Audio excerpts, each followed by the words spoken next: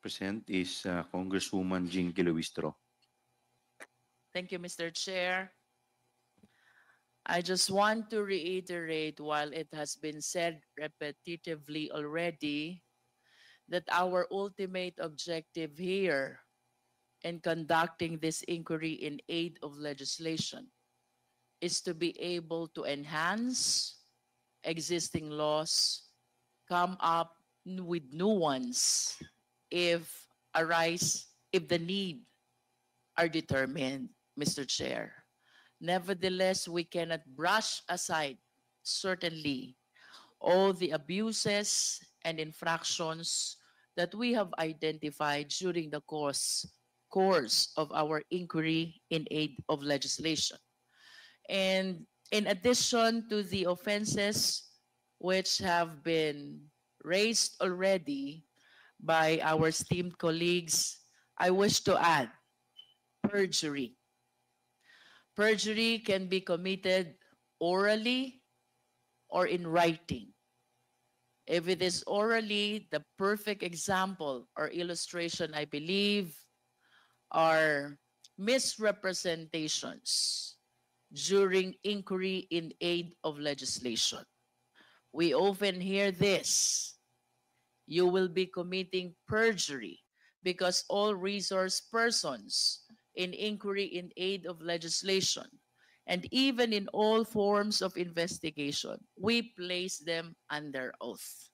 At ang lahat ng pagsisinungaling while under oath, we call it perjury. Again, the best illustration of an oral perjury are those committed by resource persons appearing in this investigation while making several misrepresentations. However, Mr. Chair, when it comes to written perjury, I wish to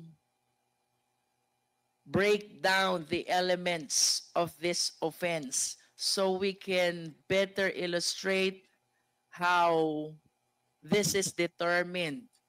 And talking about elements, Mr. Chair, as we can see from the screen, there must be a sworn statement.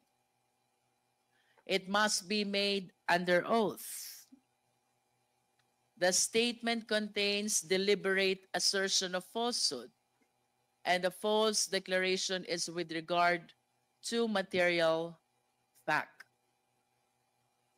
Mr. Chair, in the course of our investigation, the special disbursing officers, sina Ginoong Edward Fajarda at Ginang Gina Acosta, have plainly asserted na wala raw silang alam kung saang mga aktibidad ang pinaglaanan ng confidential funds. Can we please flash the certifications? Ayon sa kanila, basta-basta lang raw nila sinunod ang utos sa kanila ng ating Vice Presidente na ipasa ang confidential funds in the total amount of 612.5 million pesos, lagpas, Mr. Chair, sa kalahating bilyon sa ibang tao na siya raw na mahala at nag-disburse nito. Pagkatapos ay ipinasa lang din ng mga SDO sa COA ang mga accomplishment reports at ang mga acknowledgement receipts na ibinigay sa kanila. Pero hindi nila alam kung totoo ang nakasulat sa accomplishment reports, kung totoo or peke ang mga acknowledgement receipts at kung saan talaga kinamit ang pera. We have witnessed this, Mr. Chair, during the interpellation of SDO Edwin Fajarda of the Department of Education, as well as SDO Gina F. Acosta of the OVP. After they testified na ipinasa nila sa mga security officer ng Vice Presidente ang pera, wala ka nang makuhang impormasyon, because they kept on giving an answer, wala silang alam dahil ang kabuuan ng halaga ay ibinigay nila sa mga security officers.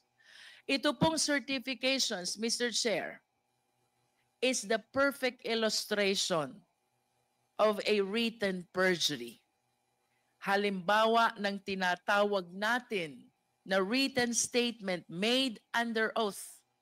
It is a basic principle that even first-year law students know that a statement made before a notary public, notario publico, is a statement made under the risk of perjury. In other words, Mr. Chair, when we talk about perjury, that includes the documents which were notarized by notary publics, sworn to before notary publics, similar to the certification that we are currently flashing on the screen. Now, let us look closer at what these certifications say. Ano po ba ang nilalaman ng mga certification na ito? Number 1, yung expenses where the confidential funds were supposedly spent on were incurred in connection with the agency's intelligence and or confidential operations and activities. I wish to reiterate, paano po malalaman ng ating mga special disbursing officers whether the first certification is indeed correct if they simply handed the money to the security officers? The second content, yung mga pinaggastosan raw ng confidential funds ay necessary and utilized for legal purposes. Again, Mr. Chair, how will they certify to this fact when they are totally unaware about the activities where the confidential funds were allegedly spent? Third, alam raw nila na hindi napunta ang funds sa mga gastusing ipinagbabawal sa confidential funds, kagaya ng payment of salaries and wages, overtime, allowances, or fringe benefits. Mr. Chair, I wish to raise, there is one common answer coming from our SDOs.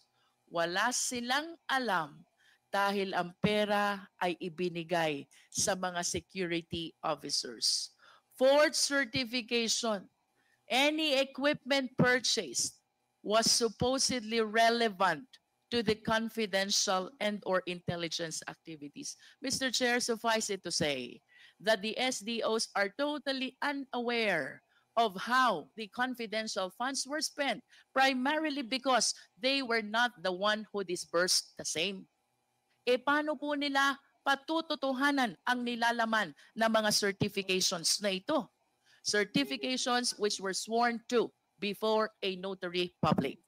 To emphasize, Mr. Chair, and as seen from one of the certifications, which our Secretariat is showing right now, our Vice President and SDO Acosta signed and certified this certification before the notary public, and that is Attorney Abella.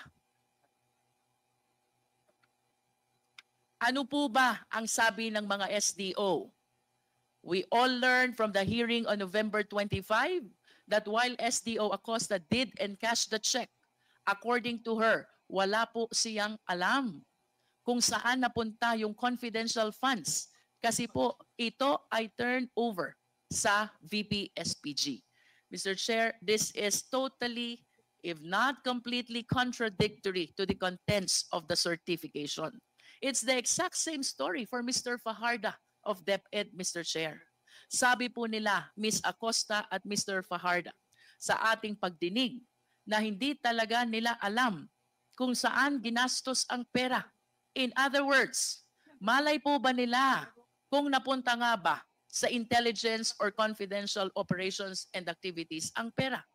Malay po ba nila kung totoo yung mga pinagsasasabi na accomplishment report, liquidation report, and most importantly, certification?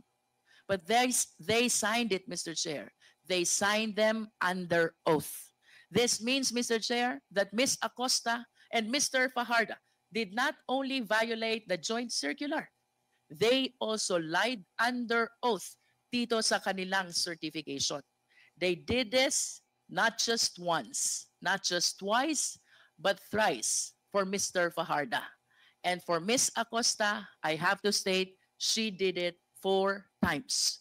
Paulit-ulit silang nagsinungaling sa kanilang certifications, Mr. Chair. The next offense that I wish to raise, Mr. Chair, is bribery. And we have to take this in consideration with the counter-offense, corruption of public officers. Simply stated, Mr. Chair, sa isang korupsyon or anomalya, may isang nanunuhol at may isang sinusuhulan. The offense committed by the author of corruption is Article 212, that is corruption of public officers. On the assumption, Mr. Chair, na tinanggap ang suhol, then the offense committed by the one who received the money, we call it bribery. Let us discuss first bribery, Mr. Chair. Ano ang elements ng bribery? There must be a public officer. The accused is a public officer.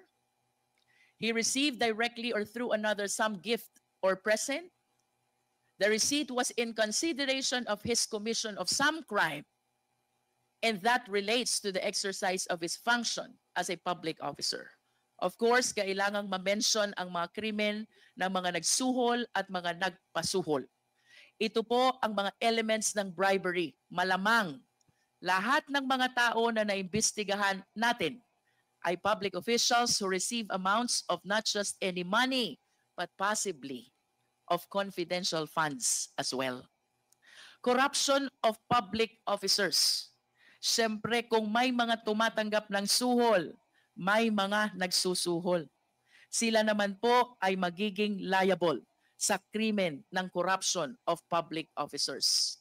Again, Mr. Chair, for clarity, ang nanuhol ay liable sa corruption of public officers. Ang tumanggap ng suhol, they are liable for bribery. Ibig sabihin, may isang special krimen para sa nagsusuhol ng mga public officials. Tingnan po natin, parehas lamang ang penalty na ini-impose sa mga nagsusuhol at sinusuhulan as provided under Article 212. Except, of course, disqualification and suspension, because these two penalties apparently apply only to public officials. Kaya naman, ang bribery at corruption of public officers ay ang pagbibigay ng pera, regalo, o kahit anumang advantage or favor sa pamamagitan ng pag-abuso ng kanyang posisyon sa gobyerno. Kindly flash the next screen. Let's all recall what we discovered from the committee investigations. May mga empleyado sa DepEd na tumanggap ng white envelopes in the same period within the confidential funds for DepEd were released. Hindi po ba kahina-hinala yan? And you can see from the screen, OVP executive admits, inamin, handing cash envelopes to DepEd officials. Next slide, please. We may recall, it was former USEC Gloria Mercado who first revealed to us that she received 9 envelopes with 25,000 in a span of 9 months. Ito'y ibinigay ni Sunshine Fajardo, ang mga envelopes kay USEC Mercado, at sinabi na galing ito sa Vice Presidente Sara Duterte. Malinaw na ang ganitong pagkakataon ay hindi normal. Hindi normal na ang boss ay nagbibigay bigla ng sobre na may 25,000 each for 9 months to her very own head of procurement. Anyone can easily conclude that this is not merely out of generous heart of VP Duterte, but was precisely given in attempt to influence USEC Mercado, to which she failed to do. And we may recall, Mr. Chair, during our interpellation with USEC Gloria Mercado, she admitted believing that those envelopes were given to her to influence her decision as Hope. Next slide, please. It was not a surprise when former Chairman Resty Osayas, this is our second DepEd official, he is the chairman of DepEd Bids and Awards Committee. He admitted, siya rin ay nakatanggap ng sobre na may laman na pera. Again, another key official in the procurement process of the DepEd. And yet again, another act of corruption plaguing in the DepEd. Yung nauna, Mr. Chair, Yusek Mercado, she was the hope of DepEd. And this time, we have Chairman Resty Osayas, Chairman of DepEd Bids and Awards Committee. Both admitted having received envelopes with money inside. Next slide, please. Of course, sino pong makakalimot sa ating Chief Accountant ng DepEd, Ms. Runa Catalan. Like former Yusek Mercado, like Mr. Osayas, Ma'am Catalan received the same number of envelopes containing the same amount of money in the same period of February to September 2023. Again, another key official in the DepEd who necessarily deals with the public funds of the DepEd was blinded by an alleged gift from VP Duterte. But it was later on revealed that she was requested by Sunshine Fajardo, the very person who handed her the envelopes, to sign the liquidation reports without its supporting documents. Again, corruption prevailed. Mr. Chair, in line with the issue of bribery and corruption, I wish to manifest that there is a chance that the three key officials of DepEd, who I previously mentioned, Yusek Mercado, Mr. Osayas, Ms. Catalan, were not only employees of DepEd who received envelopes with cash. I believe that it is only a matter of time. And I hope that light be shed on this alarming revelation. Tayo po'y naniniwala na hindi lamang ang tatlong opisyales na ito ang tumanggap ng envelope na may lamang pera mula sa ating Vice Presidente. Ultimately, Mr. Chair, is the crime of plunder. Isa pa sa ating nakitaan na maaring ikaso mula sa ating mga nadinig sa ating komite, rito ay ang violation ng plunder sa ilalim ng Republic Act 7080 as amended. Ang basis po natin ay lahat ng mga nakalap na impormasyon patungkol sa paggasta di umano ng OVP at ng Department of Education ng confidential funds sa ilalim ng pamumuno ng ating Vice Presidente. Mapapansin po natin na wala pong naipakita na ebidensya kung saan totoong napunta talaga ito. Pinatutunayan lang ng mga opisinang ito sa pamamagitan ng acknowledgement receipts na atin namang napansin ng napakaraming anomalya. Pareho ang sulat, pareho ang pirma, pareho ang tinta ng ballpen. Ang impossibility na ito ay na-disburse ayon sa dami ng resibo sa iisang araw lamang. At isama na din po natin ang mga nadiskubre nating pangalang Mary Grace Piatos at Kokoy Villamin na napatunayan na wala sa database ng Philippine Statistics Authority. Ang isang konklusyon na aming nakikita sa mga ito ay hindi tunay, pineke lamang ang mga ito upang maipamukha lamang na ginasta ito para sa surveillance activities upang magamit ang pondong ito sa ibang kagamitan o pansariling interes. Ano nga ba ang plunder, Mr. Chair? Sa ilalim po ng Section 2 ng ating Anti-Plunder Act, nakasaad dito, any public officer who by himself or in connivance with members of his family, relatives by affinity or consanguinity, business associates, subordinates, or other persons amasses, accumulates, or acquires ill-gotten wealth through a combination or series of overt or criminal acts in the aggregate amount or total value of at least 50 million pesos. Nakasaad din rito na ang penalty ng paglabag ay reklusyon perpetua na may katumbas na 20 years and 1 day hanggang 40 years. I wish to add, Mr. Chair, na ito pong kasong ito, considering the penalty of reclusion perpetua is non-bailable.